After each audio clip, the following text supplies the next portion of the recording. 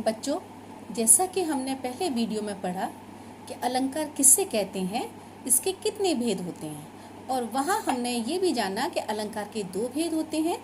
पहला शब्दालंकार, दूसरा अर्थालंकार। शब्दालंकार अर्थात जिसमें शब्द का चमत्कार होता है, यानी शब्दालंकार से तात्पर्य कि जब काव्य में किसी विशेष शब्द के कारण चमत्कार उत्पन्न होता है, उसे शब्दालंकार कहते हैं। अब हम पढ़ेंगे कि शब्दालंकार के कितने भेद होते हैं। शब्दालंकार के मुख्यतया 3 भेद होते हैं। नंबर 1 अनुप्रास अलंकार, नंबर 2 यमक अलंकार और नंबर 3 श्लेष अलंकार। अनुप्रास अलंकार जहाँ काव्य में एक ही वर्ण की आवृत्ति बार बार होती है, अर्थात जब किसी काव्य को सुंदर बनाने के लिए किसी वर्ण की आवृत्ति बार बार होती है, वहाँ हमारा अनुप्रास अलंकार होता है। जैसे आप उदाहरण से अब समझेंगे, जैसे चारों चंद्र की चंचल किरणें खेल रही हैं जल थल में, अर्थात चारों चंद्र की यानी इस पूरी पंक्ति में च वर्ण की आवृत्ति बार बार हो रही है। दूसरा उदाहरण, तरनी तनुजा तट तमाल तरुबर बहु छाए। अब आप ध्यान से सुनेंगे तो इस उदाहरण में आपको त वर्ण की आवृत्ति बार बार सुनाई पड़ रही है, इसलिए ये यहाँ पर अनुप्रास अलंकार है, क्योंकि आवृत्ति होने से ही वाक्य का सौंदर्य बढ़ रहा है।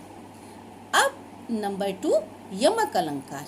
जिस प्रकार आपने देखा अनुप्रास अलंकार में एक ही वर्ण की आवृत्ति बार बार हो रही है, उसी प्रकार यमक अलंकार में एक ही शब्द की बार बार आवृत्ति होती है। आवृत्ति यानी एक ही शब्द बार बार आता है यहाँ पर।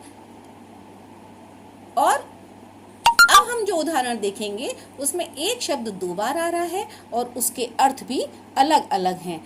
जैसे काली घटा का घमंड घटा। अब यहाँ हमारे पास जो उदाहरण है उसमें घटा शब्द 2 बार आ रहा है।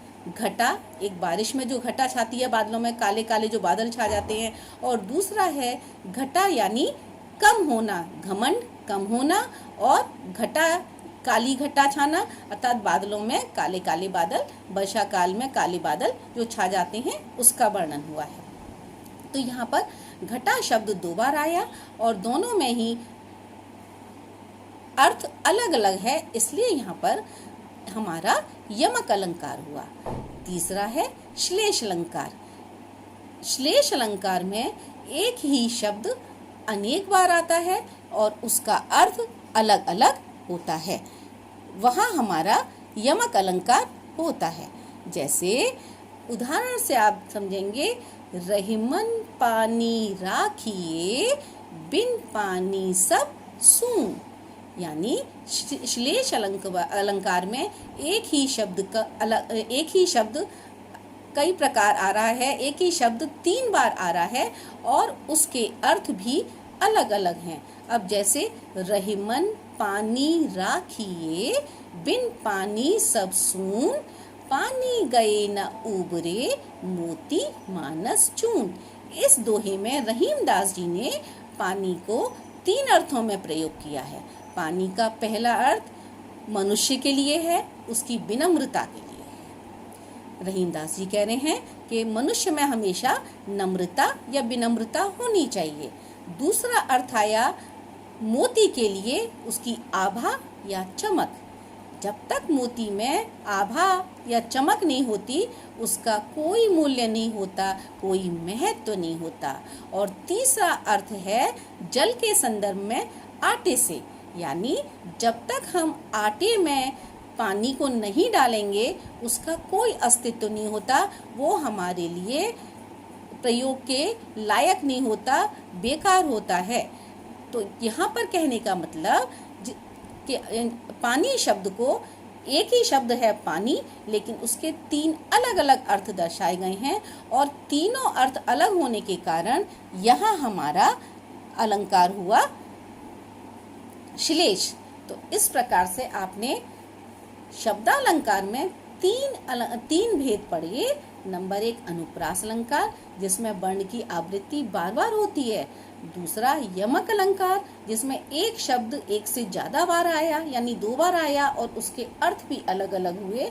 और तीसरा था हमारा श्लेष अलंकार, जिसमें एक शब्द एक ही बार आ रहा है, लेकिन उदाहरण के अनुसार, उदाहरण के अनुरूप उसके अर्थ अलग अलग हैं। इस प्रकार से ये हमारा श्लेष अलंकार हुआ।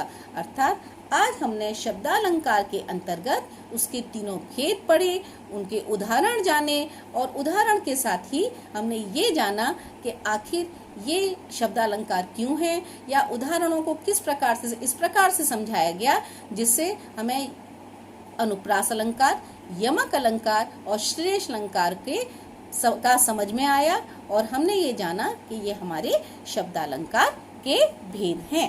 धन्यवाद।